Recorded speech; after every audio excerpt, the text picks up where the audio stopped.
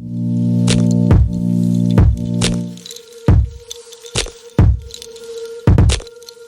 community.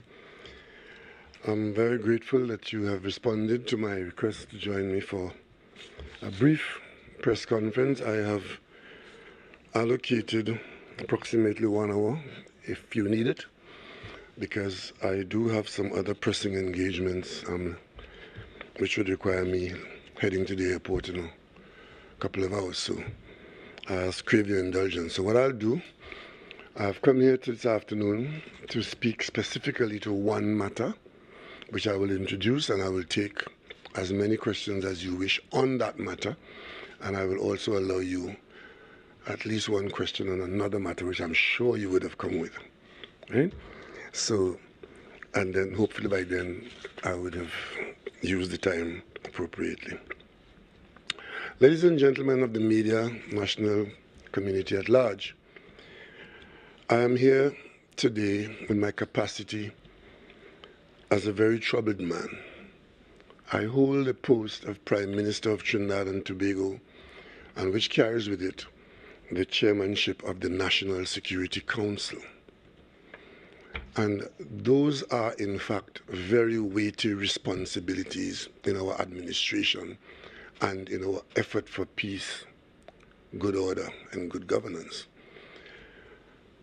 Day before yesterday, sometime in the afternoon, I recognized on my phone a notification from the Chief Secretary in Tobago, whereby it was indicated that the Chief Secretary has called an extraordinary sitting of the House of Assembly, which, like the Parliament, is on recess. And like the Parliament yesterday, was called to operations for a particular purpose, which warranted persons being called out on the vacation time. Of course, carrying the two offices that I am responsible for, I was interested in finding out what is it that is happening in Tobago which attracts the attention of the Chief Secretary and warranted this.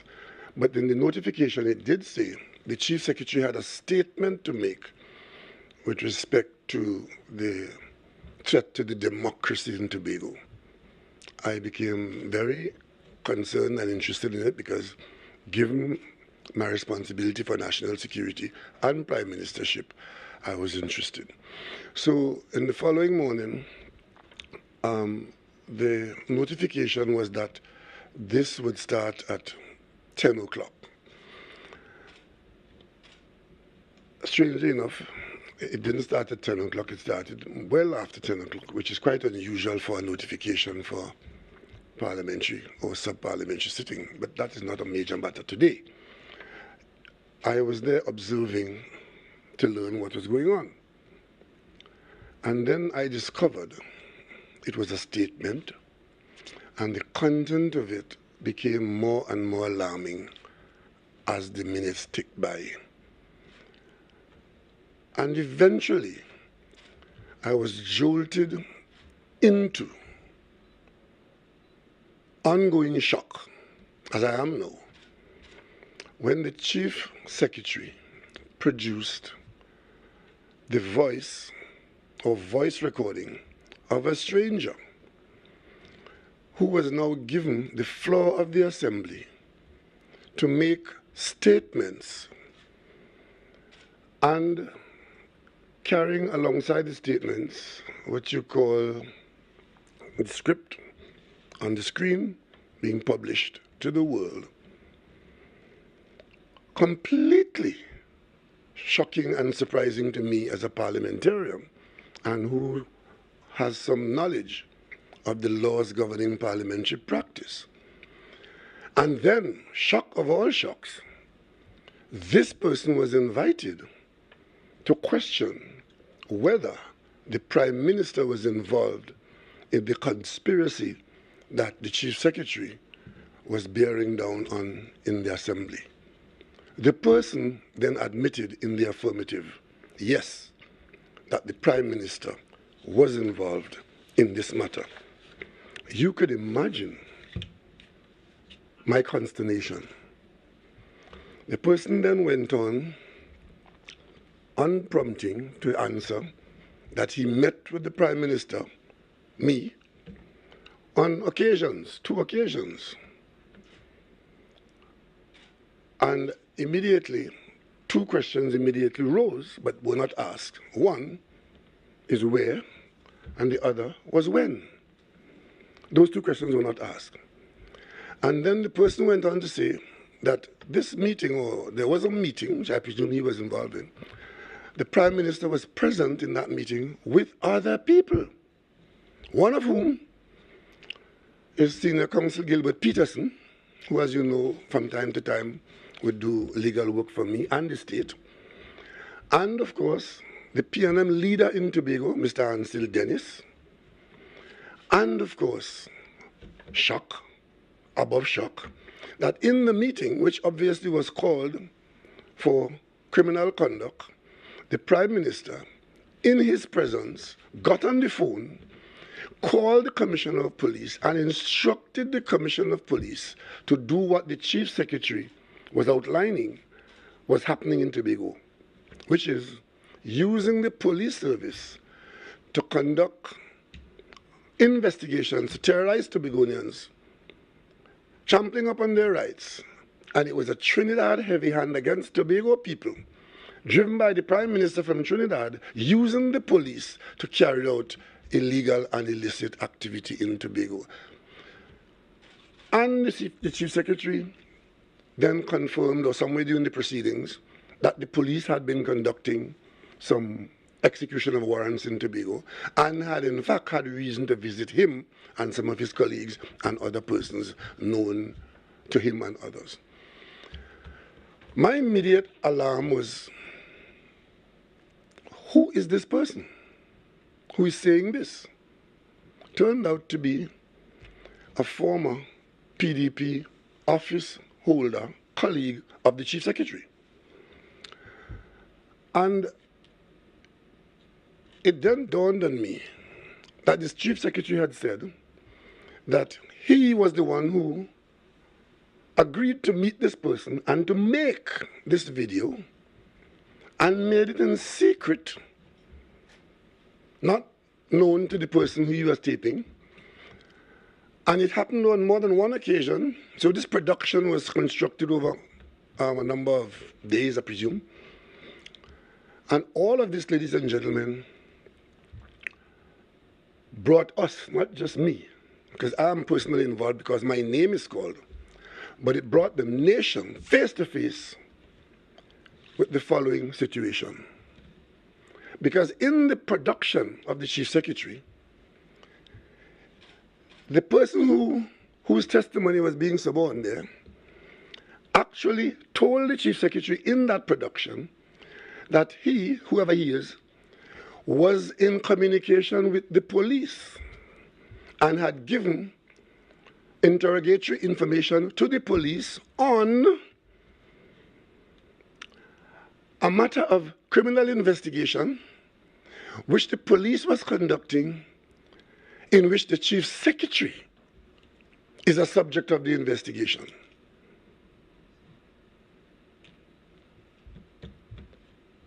You all may recall that all of us in Trinidad and Tobago became aware of some video that somebody had produced wherein there were conspiratorial conversations about how certain things will happen in the politics of Tobago and the administration of Tobago, and certain concerns of criminal conduct and misbehavior in public office and so on arose.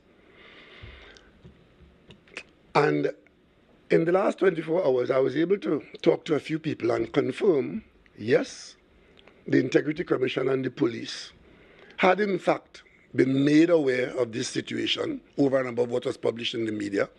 And yes, the police had in fact opened an investigation into this matter. This was the same matter that you, the media, carried extensively, mainly the disappearance of the Chief Secretary for 3 weeks without answering questions arising out of this particular matter. But I may jog your memory and tell you, when the Chief Secretary appeared after that 3-week period, He didn't appear to answer questions specifically about his involvement or lack thereof. He appeared to make allegations about some contractor attempting to extort money from him and a whole series of Nancy stories and other stories. And in there, he had reason to seek to implicate me in the matter. I didn't take it very seriously at the time. Here was a troubled man who was looking for a way out after 3 weeks of being lost. Subsequent to that, the Chief Secretary addressed the Assembly and said, directly accused me of some things to do with the appointment or lack thereof of the Chief Administrator. It was so concerning that I had to go to the Parliament and provide to the Parliament the details and the facts and a dossier of all the documents. And I indicated to this country that if anybody could truthfully contradict what I have said, which was in contradiction to what the Chief Secretary had said, that I will resign this office. That's passed. He promised a response to that. That response has not yet come. But yesterday, another response came. In that video that was allowed onto the floor of the Assembly, the Chief Secretary, knowing that this gentleman who he was talking to was in the hands of the police, providing information and probably affidavit, I don't know, but he was contacted by the police. He said so in the video. So the police, in conducting their investigation in Tobago, had been in touch with this person. So the Chief Secretary then proceeded by special arrangement to get into the Assembly, to use the cover of the Assembly to engage in witness tampering. Because interestingly enough, everything that he produced there in the Assembly, with a production involving a witness who is in active cooperation with the police, he is a beneficiary of any change of the situation. And of course, it is for the law to determine now what grade of perverting the course of justice has taken place in full public view. This does not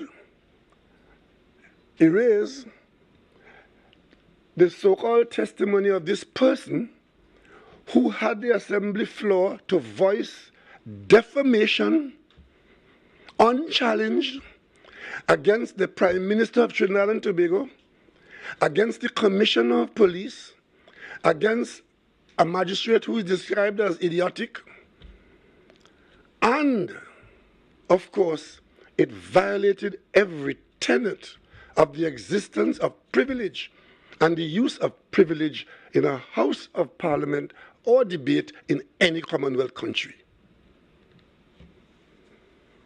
Ladies and gentlemen, this matter is extremely serious. Let us begin by listing them. One, the person who was suborned for that testimony is a police witness. The Chief Secretary has said that as a result of what he has produced in the Assembly, he has exonerated himself and has voiced that he sees no need for himself being investigated. So as far as he's concerned, he has done enough to put an end to the investigation that was actively underway. That takes us into the territory of attempting to pervert the course of justice.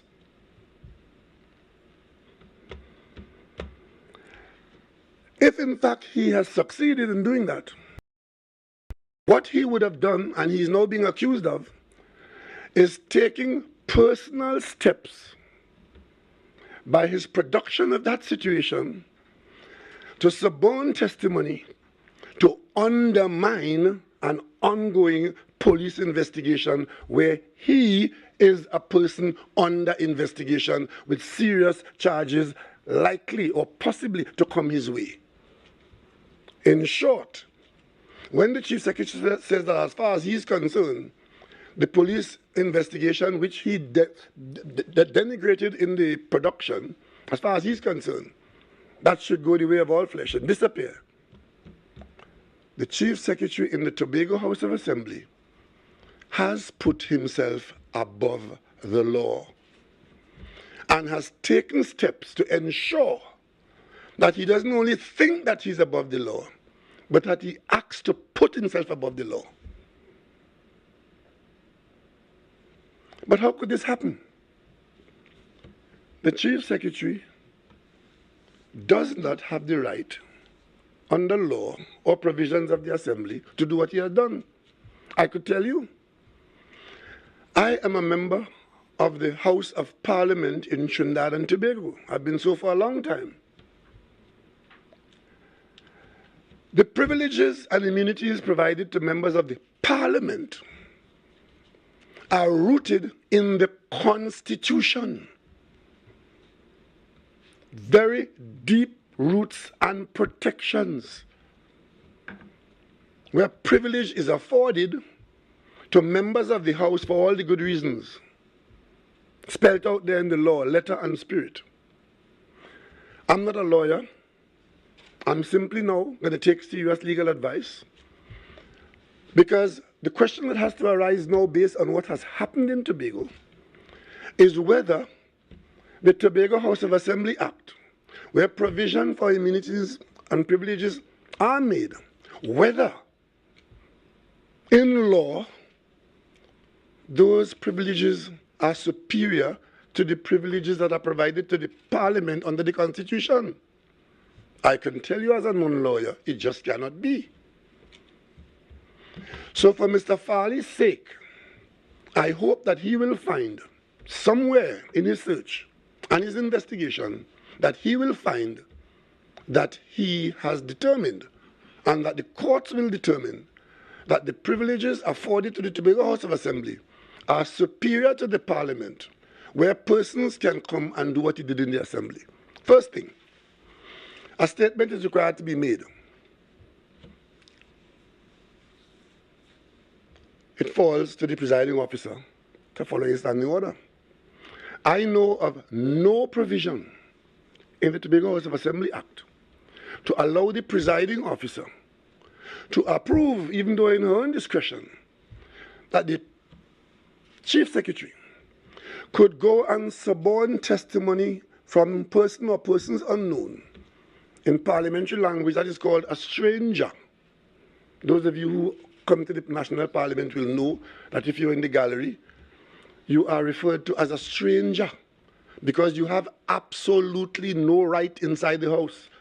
And you can take no part in the proceedings. You can't even laugh if somebody give a joke. And if you clear your throat too loudly, you can be asked to leave the chamber and you're identified by the chair as that stranger. That is the preservation of the sanctity of the Parliament and its privilege to members of the Parliament.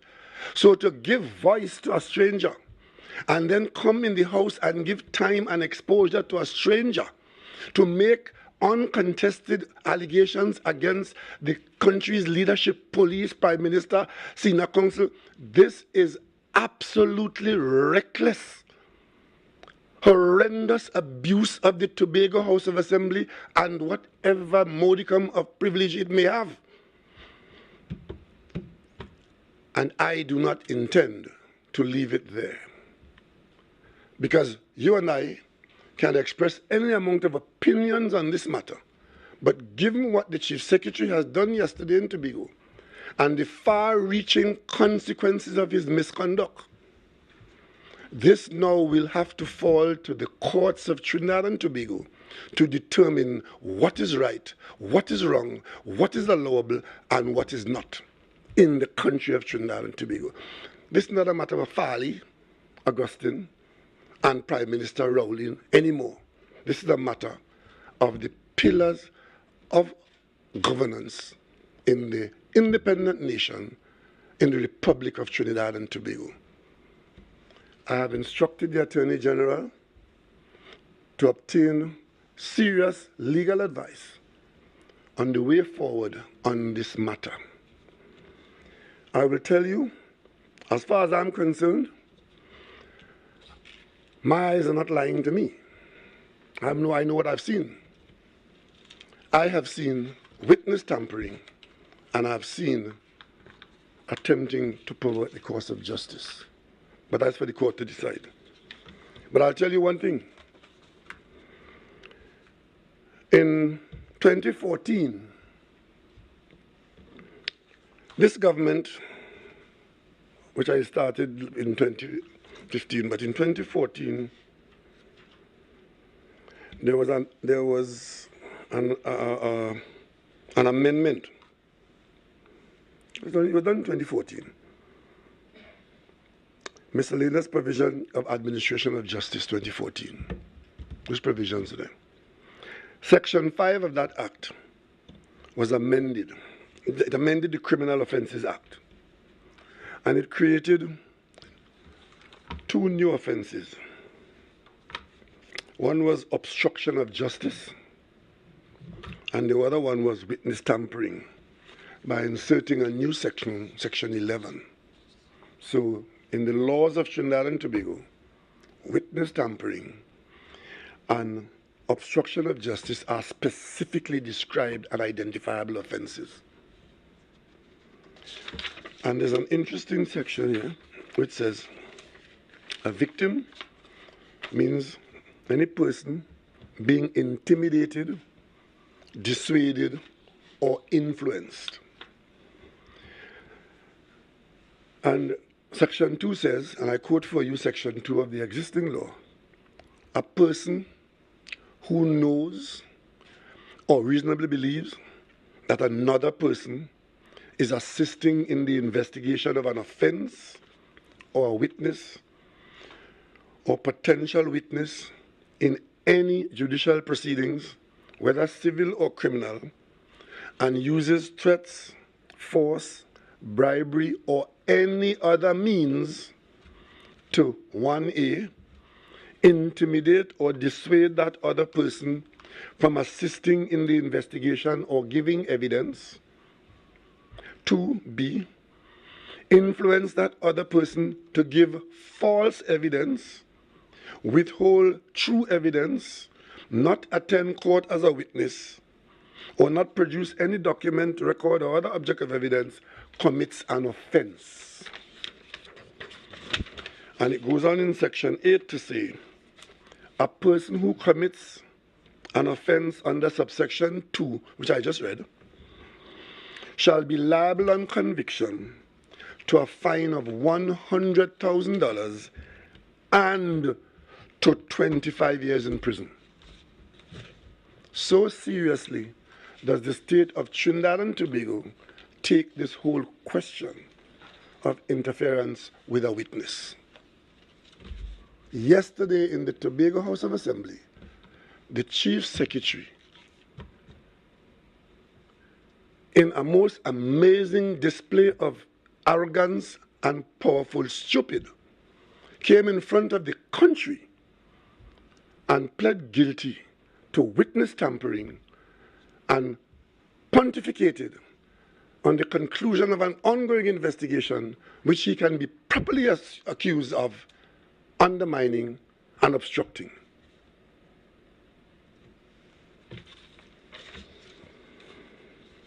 That brings me to the conduct of the presiding officer who facilitated this outrage. I can tell you that privilege, even in the parliamentary house, those of us who operate in the Commonwealth Parliamentary Westminster system, the privilege is not infinite. It is circumscribed. You, members of the media, will know that it has evolved to the point where in Trinidad and Tobago, in our parliament, if you say something which can be interpreted by a member of the public as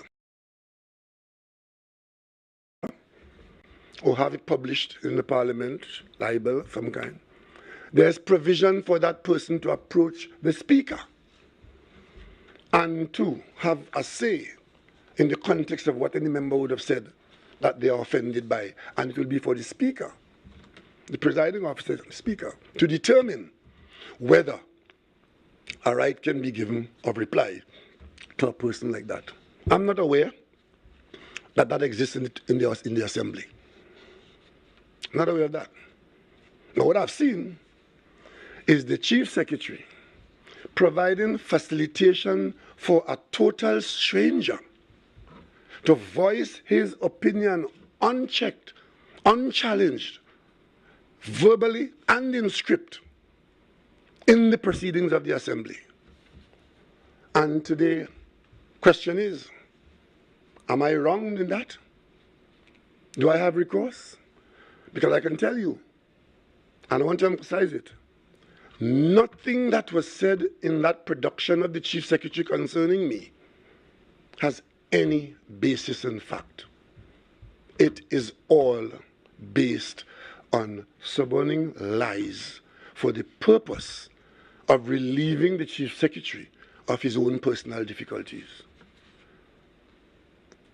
The named person who is now known to you in the media, who would have assisted in that production at the Chief Secretary's home apparently, is a person not known to me.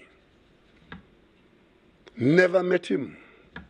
Don't know his name except until he came up there recently. Never had any contact with the person or any similar person.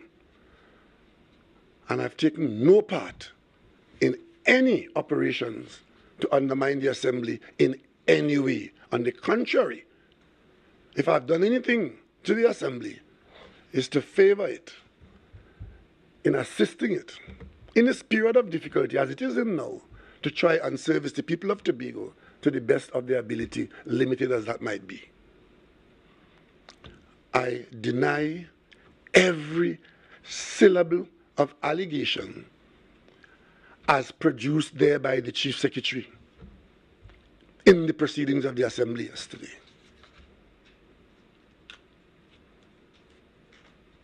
I have not met with that person. I have not met with Gilbert Peterson in any proceedings of that nature. I have not sat with Ansel Dennis in any meeting to discuss any such thing. And I certainly have given no instruction to the police as to how to conduct, or who to have warrants for, or where warrants are to be executed, or how warrants are to be executed.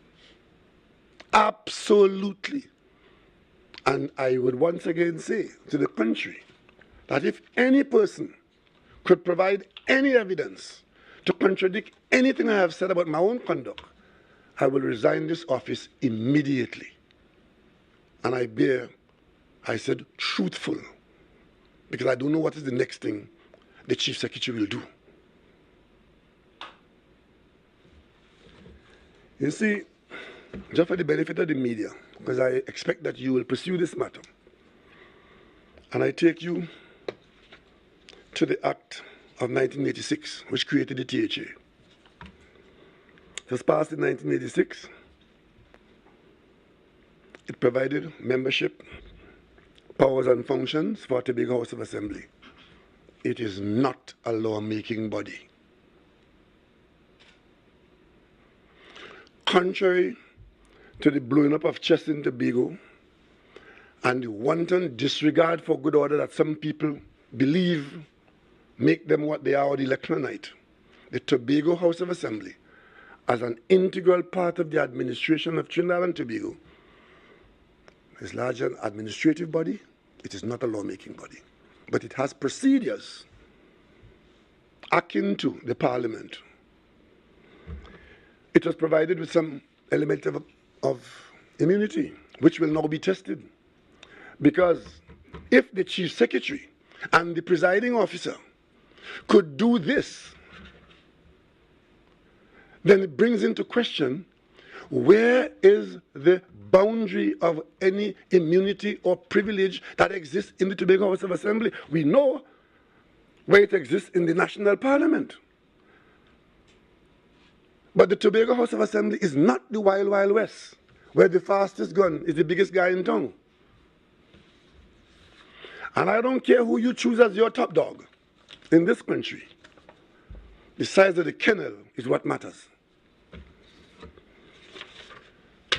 The standing orders in the Assembly require, as it does in national parliament, you would have seen me as Prime Minister. You would have seen ministers coming to the national parliament to make a statement under these standing orders. And once a statement is to be made, what is the first statement that the maker makes in the parliament? Says, I am authorized by the cabinet to make this statement. As Prime Minister, I have to do that. A minister has to do that in any house, Senate or House. That is because on the standing orders of the Parliament, there's also provision called personal explanation. So if you want to make your own personal statement in our country as a parliamentarian or an assemblyman, you have to go under personal explanation. And statements and personal explanations have to be vetted and approved by the person in the chair. You can't just get up there and say what you want or use it for pontification or politicking. It has to be in order, so the privilege is not without some circumspection, and it's circumscribed as well. I ask you, did you see in that production in the Assembly any reference to anybody but the Chief Secretary?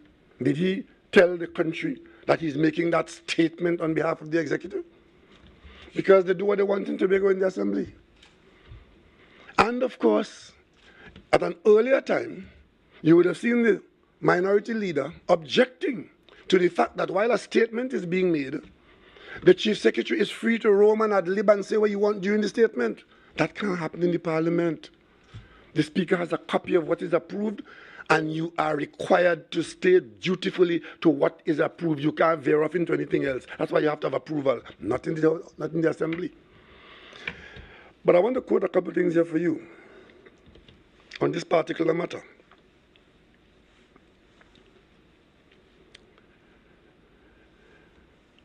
And I'm quoting a little piece of advice that I got last night from quarters, legal quarters. At this stage, I'm quoting, at this stage, one can only assume that this rule was complied with. Right? That's the offering of the approval for the statement.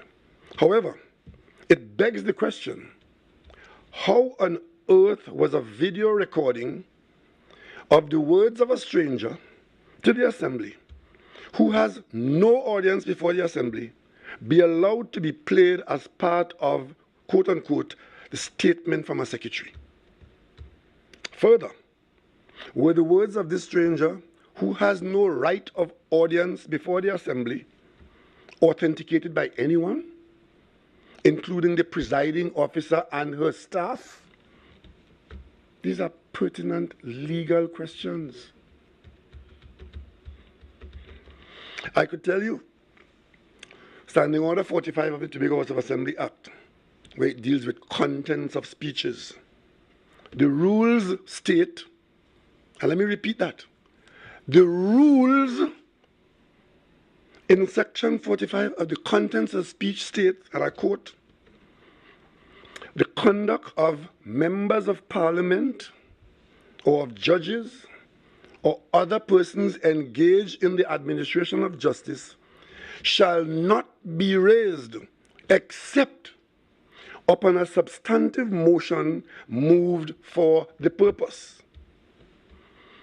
If this rule is not followed, the standing order states that the reference shall be out of order. Yesterday in the Tobago House of Assembly, I, as Prime Minister, was abused by the Chief Secretary and the presiding officer because I saw no substantive motion, even though I have no voice myself in the Assembly. But for the benefit of the country, if my conduct in any matter is to be called into question in the Tobago House of Assembly, It has to be on a substantive motion. But the laws and the rules of this country does not apply to Farley Augustine or the Tobago House of Assembly. So they could violate the rules of the Assembly and slander me at will. To be able to go outside in the street and tell innocent Tobagonians that the Prime Minister is using the police to persecute them because the Prime Minister has some interest in the outcome of the 2025 election, because the Prime Minister and his party's survival is dependent on the 2 seats in Tobago. That is the rubbish that was being perpetrated that got the Chief Secretary where he is here now in hot boiling water. And Tobagonians were led down there by elected officials, Chief Secretary and Presiding Officer, who violated every tenet of the existence of the Assembly simply because he wanted to slander the Prime Minister and others in a way that gives him what he thinks is an escape hatch from an investigation where he had questions to answer. Gilbert Peterson, SC, Senior Counsel, is a person engaged in the administration of justice. He's an officer of the court. The Chief Secretary go and tell the country and the world that Gilbert Peterson was in a meeting with the Prime Minister where they conspired to get the police to go after people and to get warrants and go and search people unnecessarily. And the Chief Secretary had a lot to say from himself about the conduct of the police, as if the police need him to tell them how to conduct an investigation. A magistrate may have done something in the proceedings. He describes the magistrate as idiotic. Where did Farley Augustine get this power and authority from? And I draw your attention to the fact that the presiding officer in Tobago who facilitated this outrage is the person who ran for the Wim Spring Garden seat and was defeated by the person who is now minority leader, sitting in the chair and facilitating this breach of our laws and regulations to facilitate a reckless, embattled Chief Secretary.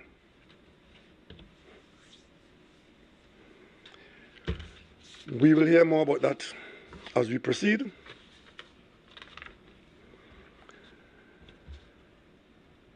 What it tells you is that in Tobago, there's a Chief Secretary who would willfully and maliciously slander the Prime Minister of Trinidad and Tobago and others, including the Commissioner of Police and the Trinidad and Tobago Police Service, who were defenseless to his attacks as he delivered them. There's some officer in there who was supposed to be in this meeting with me, some officer, Weaver Ali. I can tell you, media, national citizen, I have no idea who this person is until now. As a matter of fact, after this was done in the Assembly, I had to inquire as to whether Weaver Ali was a man or a woman. But the Assembly was told that I was in a meeting with this person, conspiring and executing this criminal conduct. The magistrate was maligned. The Chief Secretary published slanderous words of a person who is subject to the ordinary laws of the land, in the hope that by doing so, within the walls of the chamber, the courts could not be invited to protect those who are slandered by the false and damaging allegations made by the said person who published the words and whoever took part in producing that video and the outrageous use to which it was put. I'm saying here, he had the support of the presiding officer of the Assembly, and they invented rules that do not exist in the Assembly or anywhere else in the Commonwealth. I expect that the minority leader and his councillor, being the ones in position, will take necessary action against the presiding officer. And I expect that the legal advice that I would give, that I would receive, will guide my conduct from here on in. This has been a remarkable 24 hours. But when he started out in the beginning, he was encouraged by many persons. If he was called out then for his initial misconduct, he may have saved himself from what he did yesterday. I await the legal guidance from the Office of the Attorney General, and we take it from there. If you have any questions, I'll take them now. Yes, sir. Do you envisage the possibility that the government could intervene in Tobago's affairs, virtually unseating the Chief Secretary? Those things have happened in other parts of the world. We have no such aspiration. I will encourage no such action. I would require the courts to determine what is right and what is wrong in the administration in Trinidad and Tobago. I am not going to advocate any high-handed action like that, because the people of Tobago, not the executive members, the 15 people who are there, John Public in Tobago is not party to this.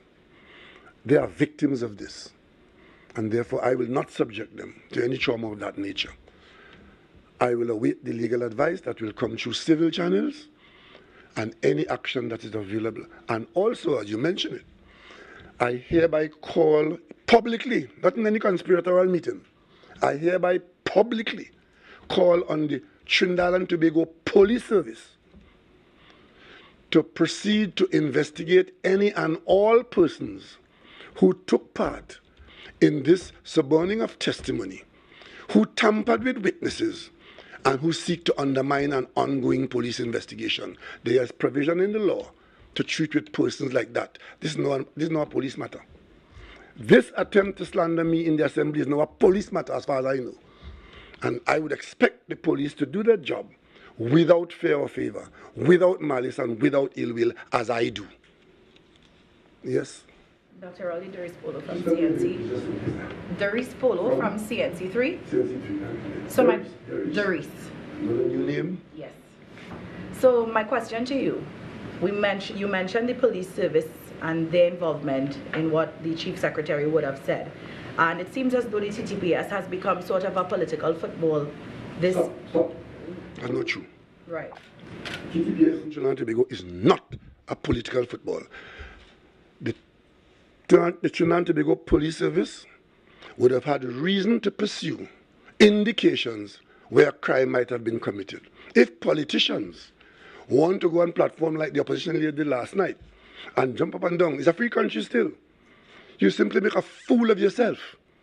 But I do not want to encourage any conversation that in this country, our police service is a political football. So if you phrase the question differently, I might have a different answer, but I'm saying here, what the Chief Secretary has done there, and what the opposition leader was glad to receive last night, is not the fault of the police service. It is the fault of people who see wrongdoing and try to call it salvation. You would think that the leader of the opposition, a former prime minister, would have seen what had happened in the assembly. And you think she would call it out as wrongdoing or whisper in their ears that, hey, you're going down the wrong road, you're exposing yourself to serious jeopardy? No. Within minutes, she left the parliament where a serious debate was going on. Didn't stay there for a vote. Went on a political platform to use the Tobago House of Assembly outrage as what she calls vindication for her slanderous statements she was making before. As far as she's concerned, she has found the proof of what she was saying. And have a little imp with her, saying, you see what I was telling you all, that police was being used against people for political reasons? I'm saying all those who hang their hat on that peg, you better hope that there's no provision for me to seek recourse in the court of law in this country. So that's where that stands with me. So the question, Dr. Rowley, Are you concerned about how the public would view the TTPS because of the aspersions that were cast by the THA Chief Secretary and the opposition leader on political platforms? Yes, I'm very concerned about that. That's why I said he slandered the Trinidad and Tobago Police Service. He took issue with the nature and approach of their work. He accused them of being agents of the political directorate in the country. That's a clear allegation, unambiguous. And that could not be good for any police service. And all of that is to seek to prevent them from carrying out what I would call a normal investigation. I told you all last week, if you were following the campaigns that's going on, you would have heard me say last week, I was under investigation for a year and a half by the Integrity Commission. It started in a press conference that the UNC had, claiming that I had done something wrong about purchasing a property in Tobago. I came to a press conference in Tobago the next day and I showed you the documents that I had to prove that I didn't do anything wrong. The Integrity Commission investigated me for a year and a half. And I think 2 weeks ago I told you all that the investigation is concluded and the Commission found that they had nothing to ask me to answer for. That is how our laws are supposed to function. Not go and try to suborn testimony that is beneficial to you, bring it into the assembly under some perceived protection and execute it against all those who you believe you can chase away, and then you pronounce that the police now has no basis to. The police now has no basis to investigate me. So he got the testimony, he produced the testimony, he has ruled, judge, jury, and executioner, that he now no longer should be investigated. What a ridiculous state of affairs. But this is not a matter where the police is at fault. This is a matter where the police is being hurt and the country is being hurt, because the gentleman says, in case you all don't understand what I've done, I intend to write the UN and to write the NU and to write the ABC and to write the OES and to write. So he is not content to breach our laws. He is not content to misconduct himself in Tobago, in the assembly.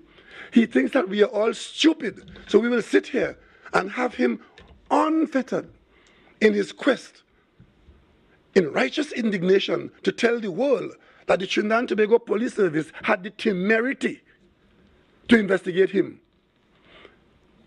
Took him 3 weeks to come before the media and answer, or attempt to answer. That matter is still not answered. It is the investigation by the police which is a continuation of that matter. There's an ongoing investigation. But he's going to write the UN and write the OECS. He learned that from Kamala Prasad Bisesa. Can you think of, you've been in office for 36 years, Member of Parliament. 36? Feel like more than that. In that period of time, can you think of any precedent for a presiding officer allowing a member of a body to make an audiovisual presentation involving, as you put it, a stranger? I personally don't have any such knowledge, and that's why last night I spent time with some legal help checking Commonwealth, around the Commonwealth, to see if there's any example. Whether it's from New Zealand to India, we have found no example. And all we found is condemnation of any such development. I know of no example, and it is not to be reasonably expected. And of course, if one looks at the mother of parliaments in the United Kingdom, doesn't that the closest I know about that any abuse of the parliament, the closest, there are 2 examples I know. And unfortunately, both are in Trinidad and Tobago. One is where the speaker, where a motion was on the floor. I was on the floor with a motion against the Minister of Finance, outlining details of how that individual had been involved and is responsible for taxpayer losses in something called the Carlton Savannah, that hotel I call the Bricks there now. A motion was on the floor. I presented the motion, and it was now the turn of whoever will answer for him, or he himself. He was minister in the parliament. I think we adjourned, and the next day or sometime we came back. But when it was the turn of the person to answer, as you are to do in the parliament in a debate, because I laid the story out, it's then answered, the speaker, Wade Mark, intervened in the debate and told the parliament that he received a letter from the judiciary saying that the matter of the Carlton Savannah was sub judice before the court, and therefore there should be no debate. The speaker then ruled that since it is sub judice, this debate cannot continue. And he ended the debate. The speaker ended the debate on that court, Wade Mark. Turns out, immediately after, the judiciary went public and said they are not aware of any such correspondence to Wade Mark, and they have issued no such instructions with respect to that matter. But in the meantime, Wade Mark ended a debate, a substantive motion, because I didn't go in there and start to call Larry Hawaii name just so, because you cannot, in our standing orders, go in the parliament and cast aspersions on any member without a substantive motion. You want to discuss my conduct in any matter? File a motion, and then every member of the House will then be free to intervene in that debate. But Wade Mark intervened. As soon as the motion was completed by me, when I made my presentation, he didn't allow anybody else in the House to speak. He ended it on a lie. That was one. The second time, another outrage that I know of, that certain members of parliament and others had misconducted themselves. I took that information to the President Max Richards, and said to him that because these are public officials governed by the Integrity Commission, I would like you to forward what I got to the Integrity Commission and have them investigate the matter. That's what I did. He did just that. After a month or two, I then asked him, have you heard anything from the Integrity Commission? He said, well, no. I then sought to ask the Integrity Commission if an investigation is underway. I was told no. I said, well, in which case, the Parliament needs to know about this. So I went to the Parliament on a substantive motion, and I raised what I had taken to the President and what was at the Integrity Commission. And I asked in the Parliament for an investigation by the police. And that investigation took place. It has been labeled Emailgate, and my conduct is now a standard for misconduct by the very said people who was under investigation there. So the model is, if you're under investigation, it's called Trumpian. If you're under investigation, you destroy the investigators, you double down on your misconduct, and you tell the rest where to put it. Then, the chairman of the Integrity Commission was overseeing an investigation chaired by Sebastian Ventor, who was a member of the Integrity Commission. The chairman ended, or caused to end, because Ventor resigned, when the chairman provided a letter to the opposition leader saying that the investigation was over and they found nothing. The opposition leader used that letter of the chairman of the Integrity Commission, where members resigned because they weren't happy with what he had done, came to the Parliament and moved a motion against the opposition leader and voted the opposition leader out of Parliament indefinitely. That was done in Trinidad and Tobago. The person who moved that motion and executed that was Ms. Kamala Prasad Bissessa, and the party was the UNC in Trinidad and Tobago. I can tell you subsequently, the illegality of that was waived. I was out. The people of Diego Martin West had no voice in the Parliament, but I was in their constituency because they couldn't fire me as MP, but they could vote me out of the House, which they did. I have since been properly paid for the period of time for which I was put out of the House by the UNC in that way. Outrageous behavior in the Parliament. Those two examples, unfortunately, that I know of, are in Trinidad and Tobago by the same people. So this one that happened in Tobago here is item number 3. And I was not surprised at all at the alacrity with which the opposition leader jumped on a platform last night to talk about today is Farley, yesterday was Gary, and tomorrow is you. That is their behavior. And if we're not careful, we are on the road of no return. Because people like these, for their own benefit and protection, will destroy our institutions, and they are the first ones to talk about destroying institutions, even as they're shredding it and rendering it in the flames. I'm simply calling on Trinidad and Tobago to be careful. I had no idea that Farley, a man from Anstey House in Bishops, same house I came from, same school I came from, granted you in different political sides of the political divide, but I had no problem in wishing him well, that he would have been the one to have done this to Trinidad and Tobago. Thank you. Given that the minority leader is the person in the THA, what exactly can he do in response to this abuse of privilege? Yes, there are rules. The minority leader, I won't speak for him, but I'm just saying what is open. But I mean, I have just said what I have seen as a liability on the part of the presiding officer. And if he or any member of the Tobago House of Assembly agrees with that, the door is open for a motion to debate it. Because how do we handle our stuff? We debate. We debate. We vote. But we don't bring suborned testimony.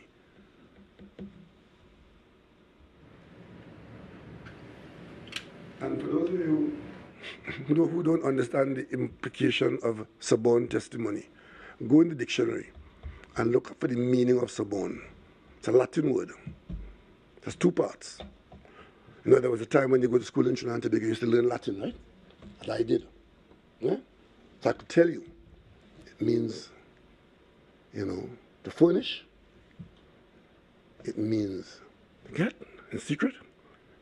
And you get it, you initiate it. And the man tell you, he taped the man without the man's knowledge.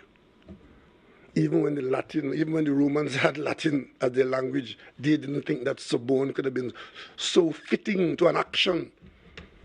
Because they had no tapes in those days where you could tape the person, if that is true. But there are a lot of questions here that ought to arise and to be followed by the police in Trinidad and Tobago. Urbushi from TV6, whereas you have said that legal advice is being sought as it relates to witness tampering and perverting the course of justice, you are of course the Prime Minister, and during your speech just now I did hear the terms defamation and slander. As Prime Minister, are you expected to not deny but prove your innocence, one, and two, are you contemplating such legal action? I thought I said that we leave no stone unturned.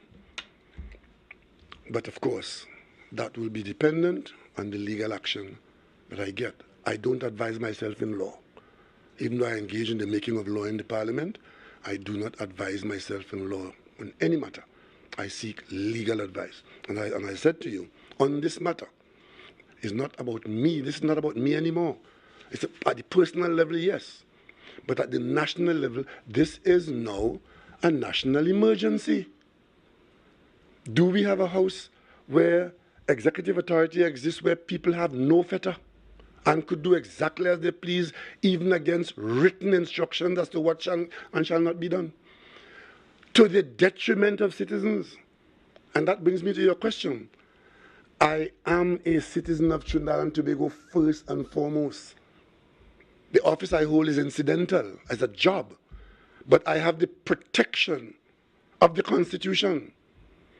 And that matter of privilege that we take for granted and we talk about a lot, look at its entrenchment in our Constitution and the latitude. It is because it is viewed as a fundamental right for every citizen. That is why the Parliament amended standing orders a few years ago and gave citizens an improvement of access if you think that inside the house, under the privilege, you have been harmed. That meant nothing to some people. So I will await proper legal advice, and the government will seek legal advice to determine what. We are a republic, Trinidad and Tobago. Tobago has a certain element of autonomy. It is not a free state. It is guided by the laws of Trinidad and Tobago. And any person who believes that they are beyond the laws of Trinidad and Tobago, you do so at your peril. So just a simple follow-up. Given that this allegation involves, well, the allegation that you would have given certain instructions to the TTPS, of course on Sunday you would have hosted divisional heads of the TTPS for a high-level meeting. Very little has been revealed about the contents, and whereas we don't expect you to reveal anything that will put national security on a back foot, are you able to say what exactly that meeting was about? I'm sure what could have been said was said. It was said that I received reports on the status of crime fighting in the various districts.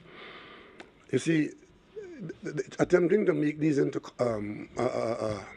clandestine arrangements, it's not. It was a meeting of the divisional heads, all the divisional heads, because we are in fact being subjected to an assault by the criminal element. I am chairman of the National Security Council. The only way I can chair that council is to know what's going on. I heard again, and I'm sorry to come back to this, I heard again the opposition leader and other people in the opposition making an issue of the fact that the Prime Minister talks to somebody in the police service. So these are appropriate contacts. I receive on a virtual, almost daily basis, what is called a special branch report. Mrs. Prasad Bissessa ought to be receiving those two when she was Prime Minister. Now, I don't know what she did with them, but every Prime Minister from Dr. Williams, and it's spelled out in the cabinet instructions way back in the 60s. Every Prime Minister of this country interfaces with the police, special branch reports to the police, and also sends an almost daily report to the Prime Minister. So where is this nonsense that if the Prime Minister has a meeting of the heads of division and the head of the army and the head of the prison and the head of the SSA, and they sit down and they report to the government, what is reportable?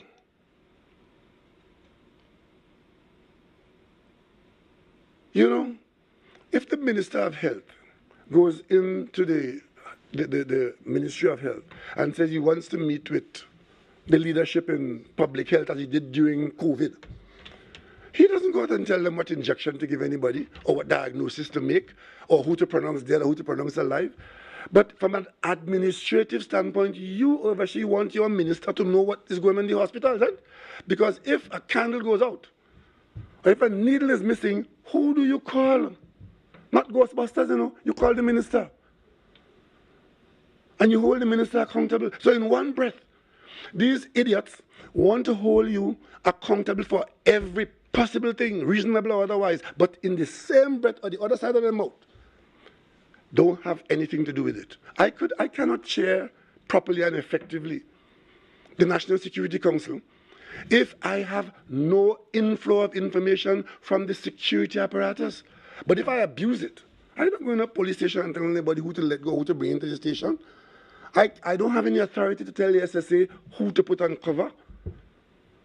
But I have the right and the duty and the job to receive information from them. And when I receive that information, then my chairmanship can be affected and be effective. So I ask you as people and as media, do not fall prey to the emotive and political self-serving foolishness that is taking this country down a road that is detrimental to your well-being. And yesterday in the assembly was a classic example of persons believing the nonsense that they were talking.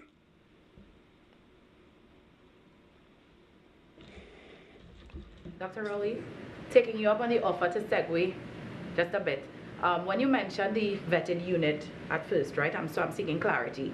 When you first announced it, it was to weed out corruption from the TTPS, the immigration and customs as well. And then you spoke further about it on a radio program where you said it was a recommendation by the FBI to CARICOM nations, including ours, to be able to work with us on transnational crime. So I would like just some clarity on whether the unit will do both, whether it will be split.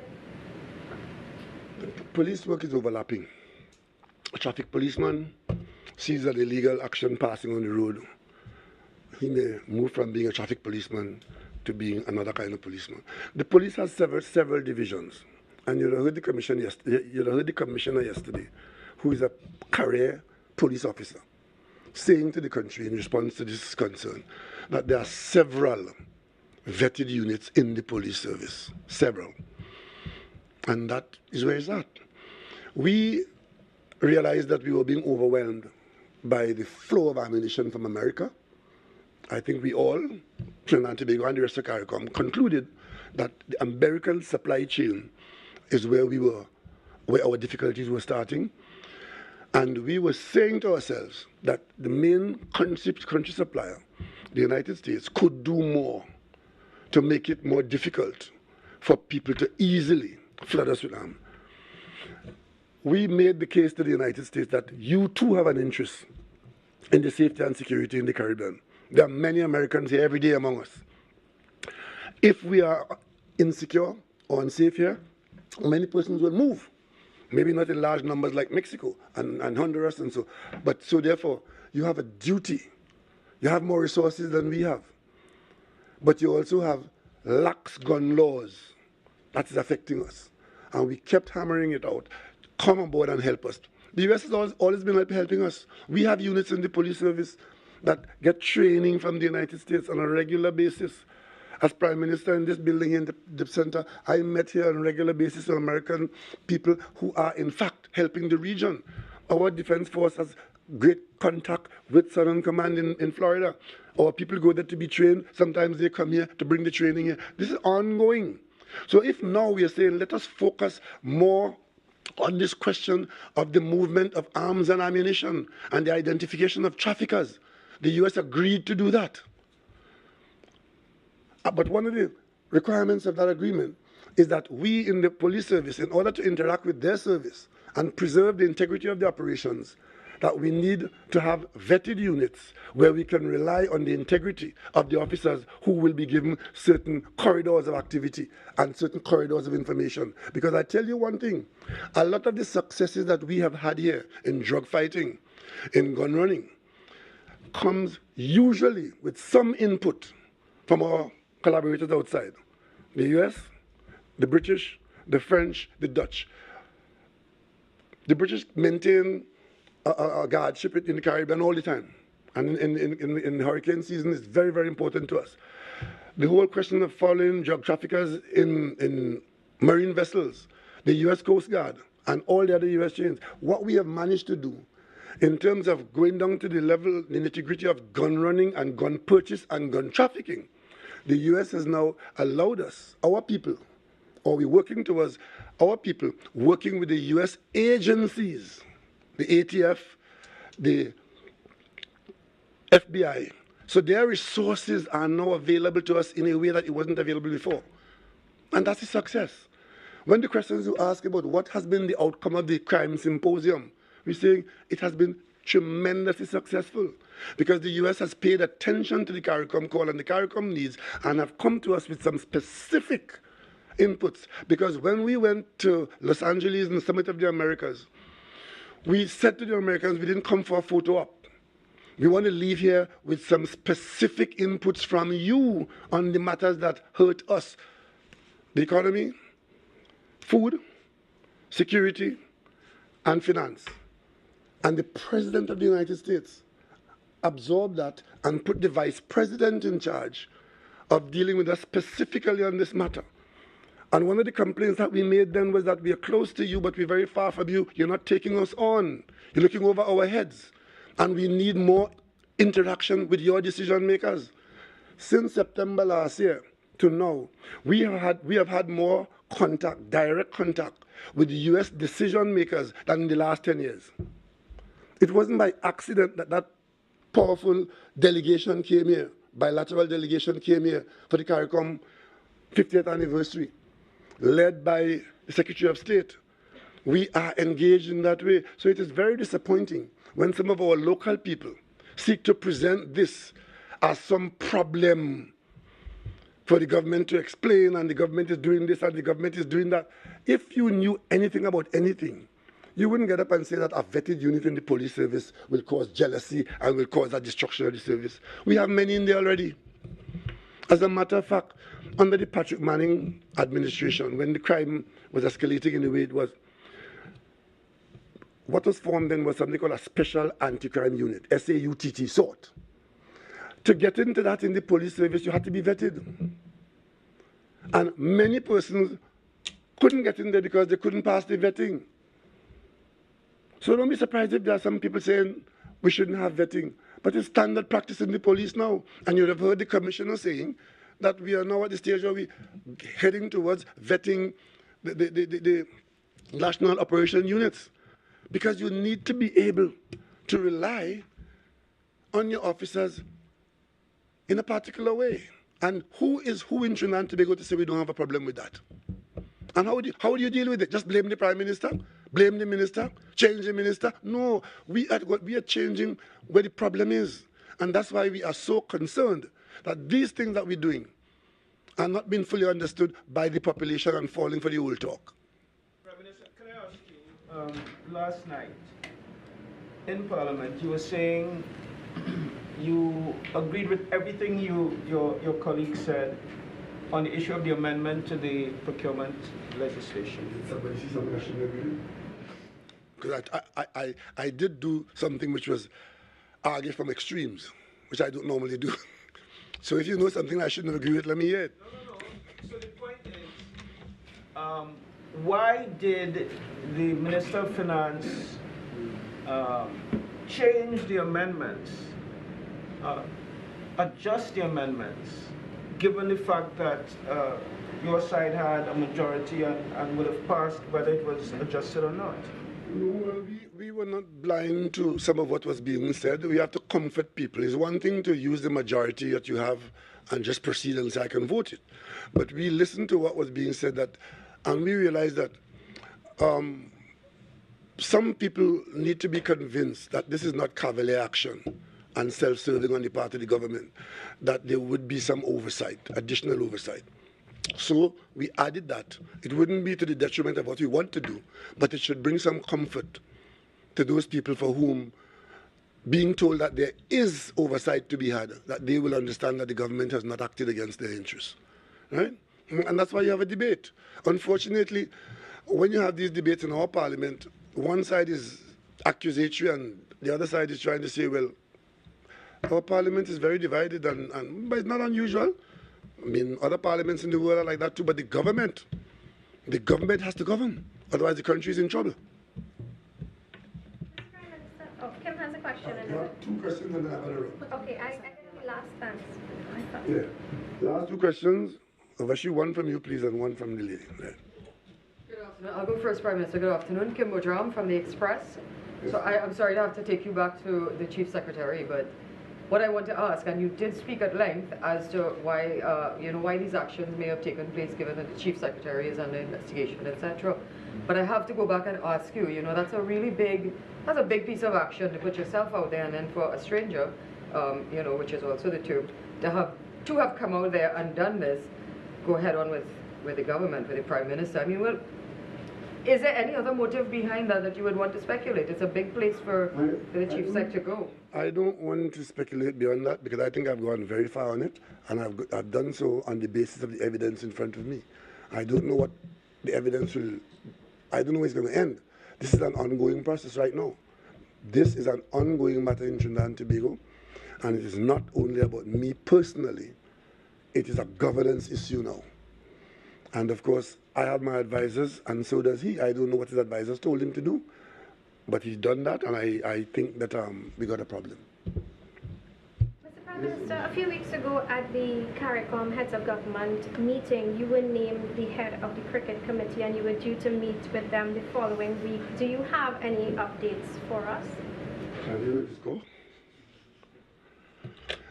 No, actually, so far, what I'm doing right now, I'm kind of like canvassing some opinions on some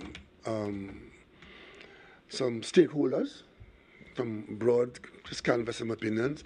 It is my intention in the very near future to host a webinar to allow a lot of people from around the region and outside of the region to participate in a general discussion on West Indies cricket.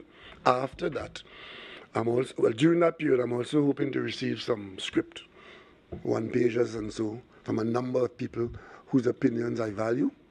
And when I get all of that, I'm hoping to initiate a discussion on the way forward for West Indies cricket. You see, all I am is a chairman of a committee, so please don't hold me responsible for West Indies cricket. I am chairman of a CARICOM committee, where CARICOM believes that the population expects that the CARICOM leadership could play some role in assisting West Indies cricket, that valuable legacy, out of the miasma into which it has fallen. I am busy talking to a lot of people, but very soon we will have a bit more to say. But I'm not here as the knight in shining armor coming over the hill to save West Indies cricket. I want to facilitate, first and foremost, an understanding and come up with some kind of a diagnosis and a prognosis to go with it. Thank you all very much. Thanks for coming.